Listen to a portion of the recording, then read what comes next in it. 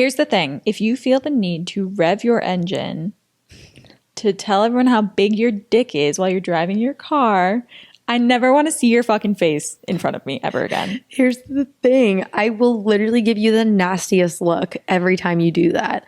It happens so much in Chicago, and your car isn't even cool, and girls don't think you're cool when you do that. Welcome to Pelvic POV with your hosts and doctors of physical therapy, Amanda Neary and Hannah Meyer. Hey, pelvic freaks. Welcome back to another episode of Pelvic POV. Where you're freaks for us and we're freaks for your pelvis, baby. Late summer. What's the vibe? Summer's almost over. I'm here for it. I am too. It's freaking hot and humid. Everyone knows I'm not a summer girl. Yeah, I was freaking out yesterday thinking about like having to wear a parka again because I'm not ready for that. But I think I'm over the sweating my balls off thing. Yeah. Fall is my favorite season. Spooky season, Nintendo Switch season, book season. Well, do you even have a Nintendo Switch? I was going to tell you my Nintendo Switch came back to life, so I crashed out for no reason. Whoa, that's crazy. My cat spilled water on my Nintendo Switch and I saw red. Google told me to put it in cat litter. So I did that and it dried it up. Dried it right up. So now my Nintendo Switch is alive. Cat litter's the new rice? Yeah. That's what they say. That's wild. Mm-hmm. It's crazy how all rice protocols have been upgraded. Pretty litter specifically, because it's like the crystallized kind of cat litter, not like I'm not dumping in clay litter. No more rice for technology. No more rice for ankle sprains. That's so true. Yeah. It's cat litter and peace and love, baby. Okay, PT. Okay, PT. Got to tie it in somehow. Literally. So summer's coming to an end, but I still have bucket list things to complete. What are they? One is one that we both want to do. So we're going to run through, before we get into the episode topic today, we're going to run through our bucket list, things that we're going to complete this summer. Yeah. One is on both mine and Amanda's, is the architecture tour in Chicago, because neither of us have done it. I've done it 4 times. Oh. You said you wanted to do it again. Sorry, when you were talking about it yesterday, I thought you had never done it because you were like, I really want to do it. No, I've done it a bunch. We used to in grade school, that was like a yearly field trip. We would do the architecture tour. Oh, cool. And I did it a few summers ago too when my friend was visiting. I was saying I want to do it again when Megan's in town because she hasn't done it. But it's also just really fun. So it's not necessarily on my bucket list for this summer, but I would do it with you if you want to. Yeah, I want to do it. Yeah. Okay. What's on your bucket list then? I still have Miss Architecture Tour. Also, my soiree. My dad's an architect. Soiree. So I had to do it as a kid, you know? Yeah. You know, that makes sense. Just a thing. That makes sense. It was probably a requirement to be a Neary. Yeah, for sure. And on my list, I still haven't been to the beach this year, other than I played one beach volleyball round with my friends. Okay. So that was at night, but I haven't gone. What I want to do is go up between Lincoln Park and Montrose on that cliff part of the lakefront trail and just have a little picnic in the evening and then jump in. That's my bucket list for the lakefront this year. I don't jump in the lake anymore ever since I got staph infection in my ear. That's fair. Unless I get earplugs. Yeah, that is super fair. I probably won't jump in because I don't like to get my hair wet. Same. So I'll just put my body in. Dip in. Yeah. Because they have ladders and stuff. Another thing on my list. So some things I've completed. I've been playing beach volleyballing it up. I learned how to play spike ball this year. Fun. So that was exciting. Mm-hmm. I would like to go to either movies in the park at Millennium Park or a rooftop cinema club, and see a movie outside before the summer's over, because I've never done that before. Yeah. But specifically movies in the park because it's free and it's so cute over there when you can lay a blanket down with wine, some orange wine. Yeah. Late August, early September is good for that too, because it gets dark a little bit sooner. So you have more of that dusky vibe. Good call. And it's not quite as hot as it is right now. Good call. Rooftop Cinema Club is really cute though. Yeah, it's in West Loop too. Mm-hmm. I still have never been, as long as I've lived in West Loop, I've never been to the Green City Market in West Loop. And I really want to go to that. Oh my gosh, crazy. I've only been to the Lincoln. Will still go to the Lincoln Park one if someone's in town because it's fun to walk around the park. But I want to go to the one here. That's on my bucket list. Well, I was watching this TikTok and it was talking about the different farmers markets in Chicago. I've been to the West Loop one. The West Loop one is small. It's good if you like just need to grab some like produce really quick and then bounce because there's not a lot going on over there. But if you want to like have a good like day, you want to go to the bigger ones. So your big O choices are Lincoln Park one or Logan Square.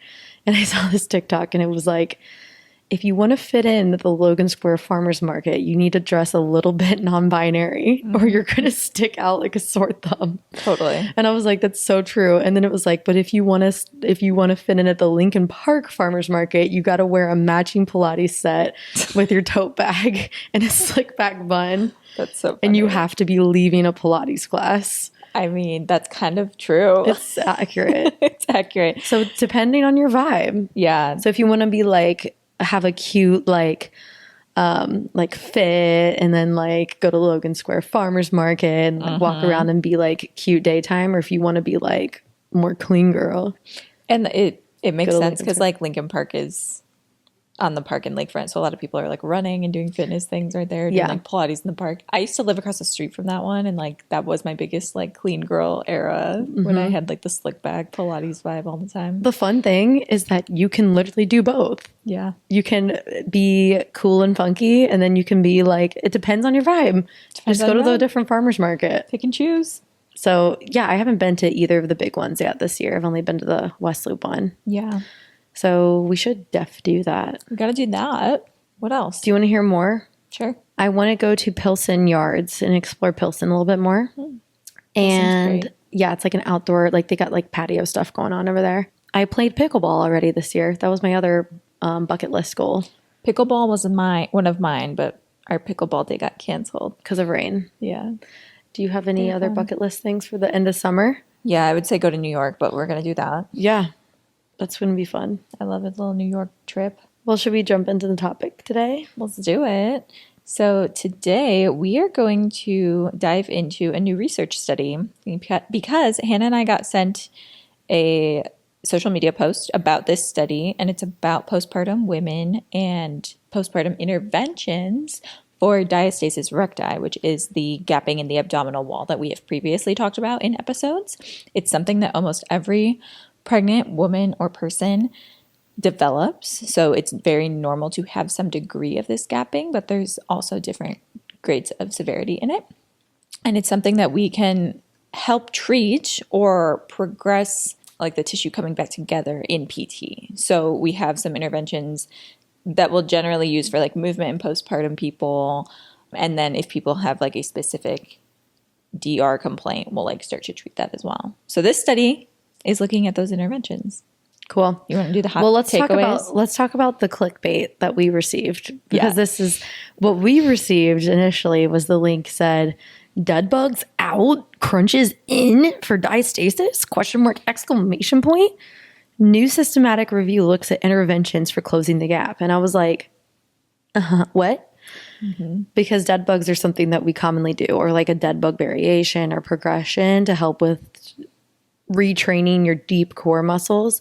When you hear us say transversus abdominis muscles, that's like the big one for pelvic floor PTs that we pay attention to. Which, let's take a step back and explain like why we do a dead bug, because a dead bug is technically an isometric abdominal exercise. So you're not actually actively moving the abdominal wall during it. So the arms and legs would move.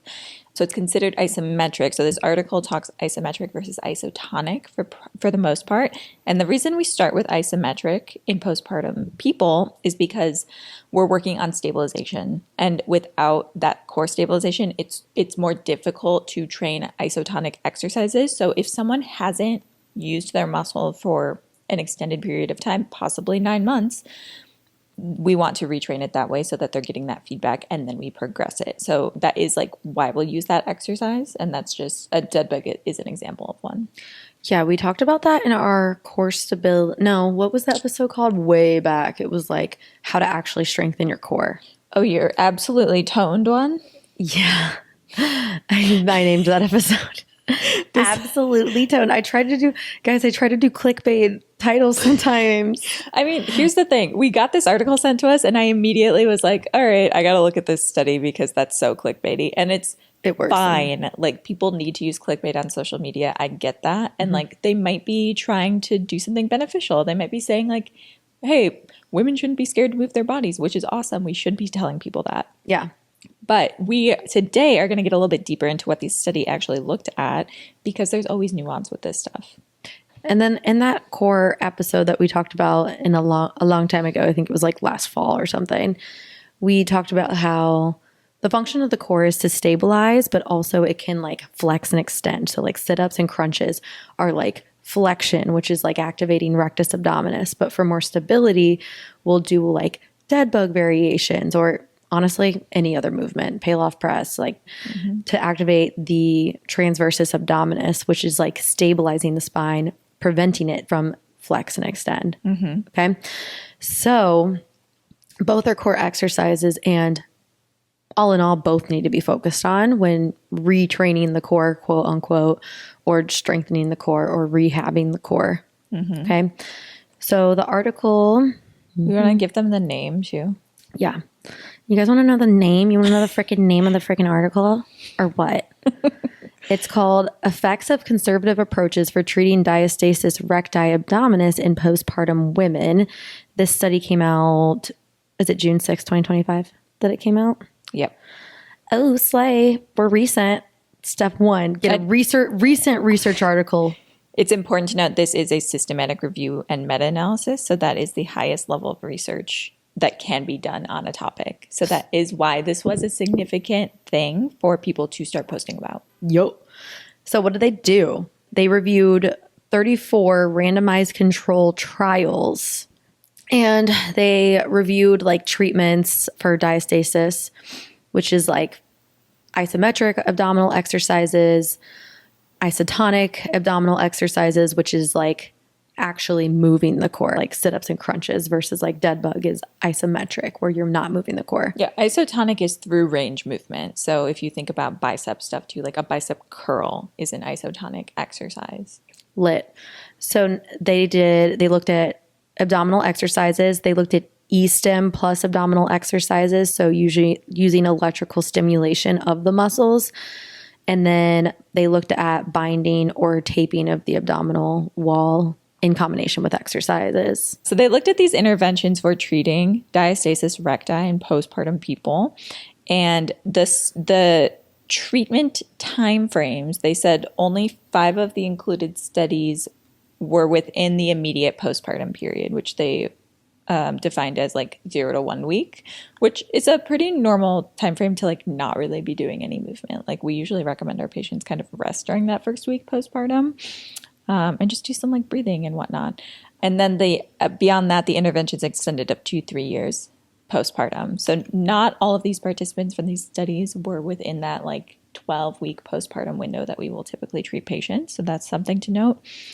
And they basically compared a bunch of different interventions, and they found that generally speaking, the patients who had isotonic through range exercise combined particularly with electric stimulation was the most beneficial. So basically what this study is saying is that exercise is better than not exercising. And then they found that the best exercise was isotonic with electric stimulation versus isometric. But what's the but? But this evidence is very low. All evidence in this study was found to be very low, meaning that this hasn't actually been studied in the way that they're framing it. The results of this study have not actually been studied in a good randomized control trial. So that is where we actually take an intervention and test it. A systematic review looks at all of the randomized control trials that fall under the category that they're reviewing. So they're basically saying, we have grounds to believe based on all these studies that isotonic exercise is better than isometric for diastasis recti, but now we need a study for that. Yeah. To actually prove it and increase the certainty of that research. Why was the certainty of evidence low? Small sample sizes within these studies that they examined, and then a lot of variability in the exercises that were performed.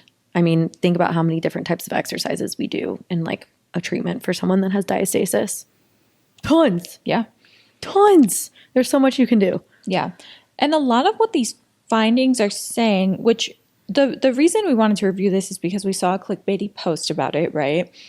What this is saying is it's safe to move your body through range postpartum. It's not going to make your diastasis worse, which is a lot of what we're educating our patients on most of the time. We're saying like, things won't make it worse. We can just help facilitate healing. So a lot of the patients, I would be curious about a qualitative study about perceived effort and what a patient thinks that's doing for them too, because there's probably some degree of it that's like, I feel like I'm working harder when I do a through range exercise, so I'm doing more, right? So then we have perceived effort, and that we know that increases outcomes for people as well. So what we're really getting at here is level of difficulty and actually challenging patients, which we try to do in postpartum rehab to the best of our ability. And that's basically just using progressive overload for a muscle. We're not shitting on this study. We're just analyzing it a little bit more because of the clickbaitiness of it. And we don't want people to be like, oh, now I need to stop doing dead bugs. When I first saw this clickbaity post, my initial thought was not like, oh, stop dead bugs, because like, okay, I'm still going to treat how I typically treat. But it did, I initially was like, oh, heck yeah, because like, for example, for a patient that I may have that has a larger diastasis, eventually I need to progress her past just isometric activation of the core, like past bracing, past dead bugs, past anything like that falls under that category. Because you need isotonic muscle activation in order to be functional. So whether you're getting out of bed, whether you're, I don't know, lifting up something from the ground, whether you're, what else do you do? What do you mean? In life? Yeah. What else do you do? Getting out of bed. Yeah. I don't think I was listening to you when you were talking. It's okay. That happens sometimes. I said getting out of bed. Pole dancing. Getting off the couch. Yeah, sure. Everyday movements like pole dancing. Anyways, we need to train the core in that way too. So how will you start off a patient? Okay, let's say a patient has a significant diastasis. Wait, before we do that, I want to just highlight some things that I like about this study. One, it's a systematic review about inventions that largely impact women, which is freaking baller, and we need more of those. So it's really cool that people are actually studying this stuff and like looking into the best way to progress postpartum women. Because, as we know, only 2% of federal funding goes towards research studies for women's health, which is an extremely small number. So I think it's really cool that we're even having a discussion about this. And two, I love that it's highlighting the different ways we can move our bodies safely. So interpretations aside, and like any clickbaitiness or like whatever people are trying to interpret from it, the study itself, I think, is having a positive impact on postpartum care, which is also why we wanted to talk about it today. But yeah, now we're going to get into what we actually do postpartum and why we're doing that, and how this study kind of like supports what we've already been doing. Yeah. Specifically, like a patient with a larger diastasis that is scared to move and feels that doming or bulging in the abdominal wall. So day one, we are going to start with that isometric activation. We're going to retrain how to activate your core, or if you've never known how to activate your core isometrically like that, we're going to show you how to. We're going to show you how to do that with breathing techniques. And we're going to show you how to do that with like movement of your legs or your arms, or maybe in standing and things like that in different positions. And then once we feel like you've got a hang of that, I'll be watching to see if you're activating your core or if you're compensating at all.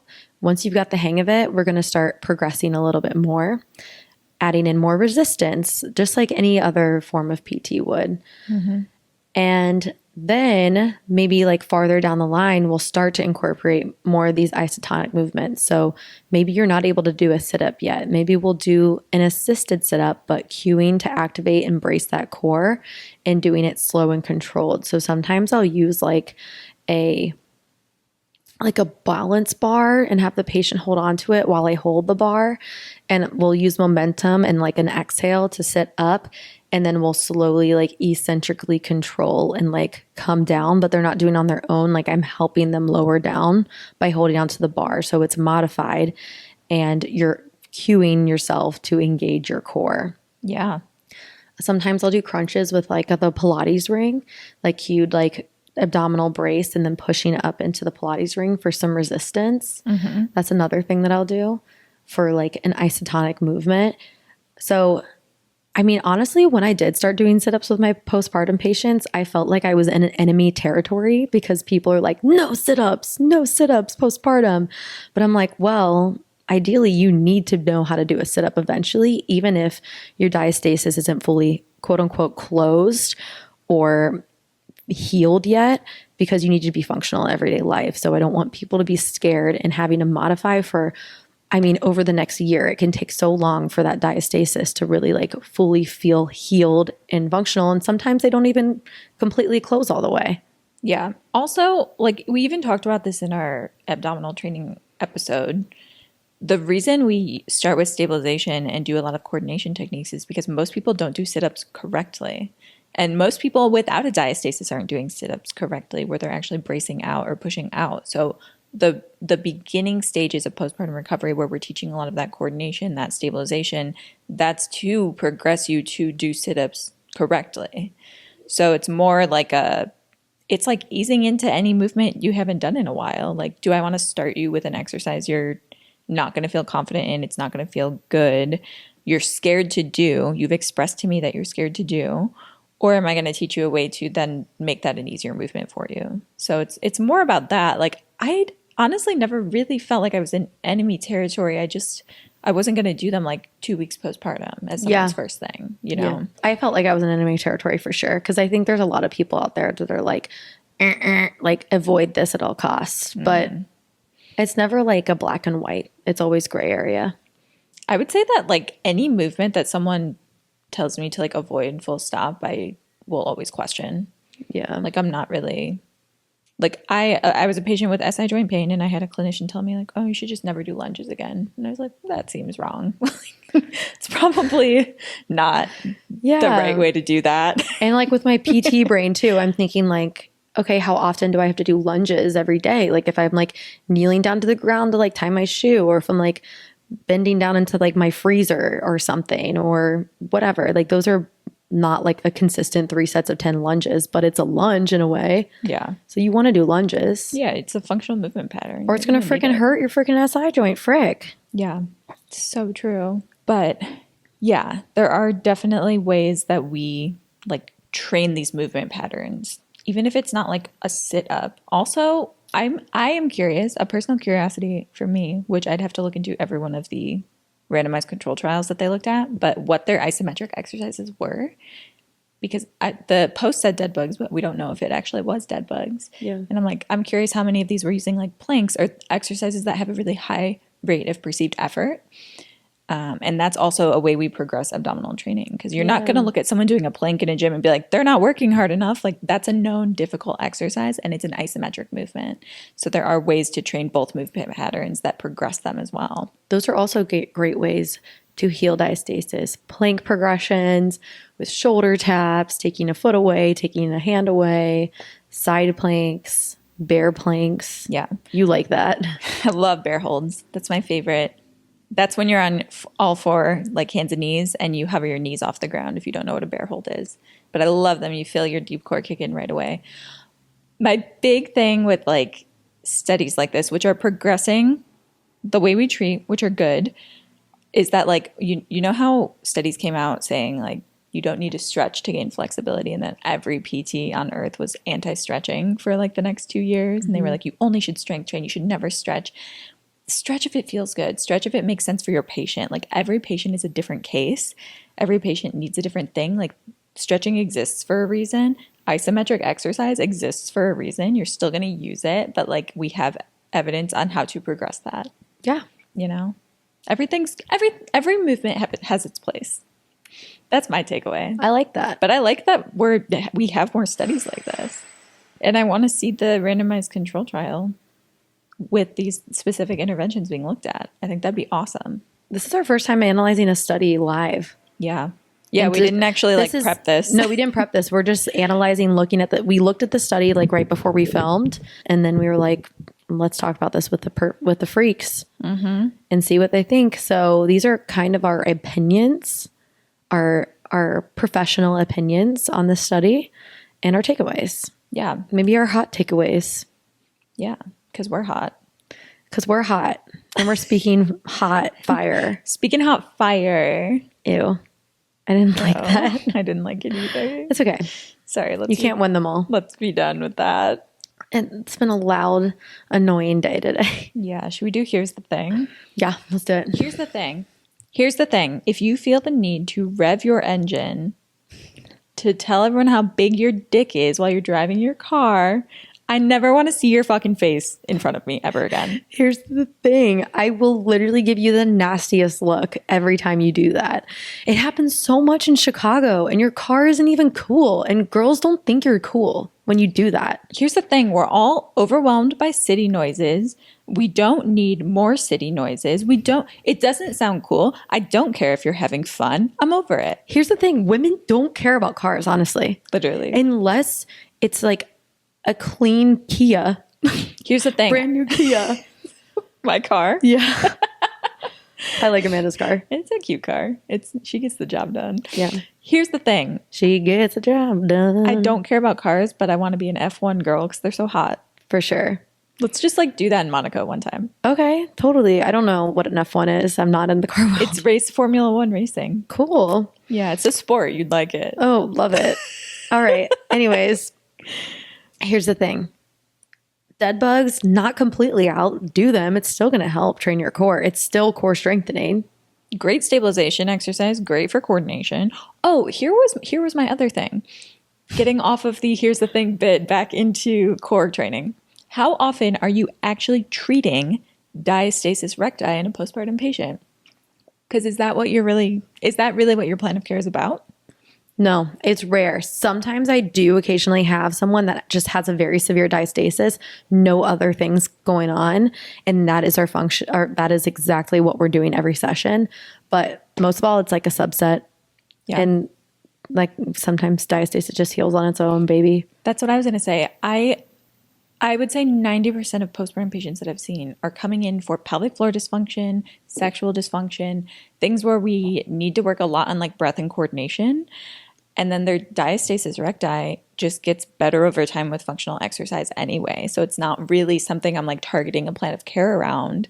But whatever exercise we end up doing is safe and fine for their diastasis too. Yeah. So it's cool that we have these interventions and protocols for this.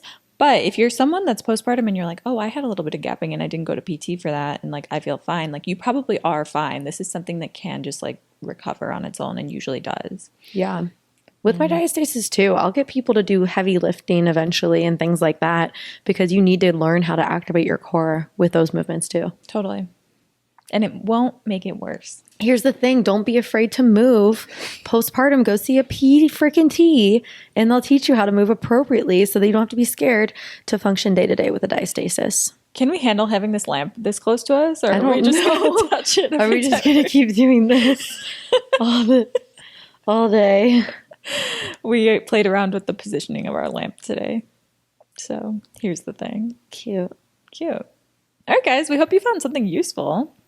Yeah. In this. We actually like talking about research because, it's something we do a ton in grad school. It keeps us evidence-based. We try to do it on a monthly basis with our staff too and just make sure we're all on the same page about something or discuss something, and it's cool. It's cool. I hate you. Sometimes you got to nerd out. Sometimes you get Actually, can we say one more thing before we stop? Sure. This episode. So Amanda and I are both watching The Pit. And I noticed an episode, and I think you're around the same part I'm at, so I think you saw this episode too. Dr. Santos gets this patient, and they don't know what's wrong with this patient, where this patient's completely crashing out. And they're going based off of all this evidence that the MDs are running through, evidence-based research, okay? But then it cues to Dr. Landon oh, I think this patient, I was at a music festival all day, and I think they are just super dehydrated. We just need to pump saline. And they were like, no, like we need to do this. We need to push Ativan or whatever. I don't know how I'm memorizing all this. And Dr. Santos was like, no, trust me. Like, we have limited time. We just got to do it. So she went above everyone else and just pushed saline. And then the patient was 100% better.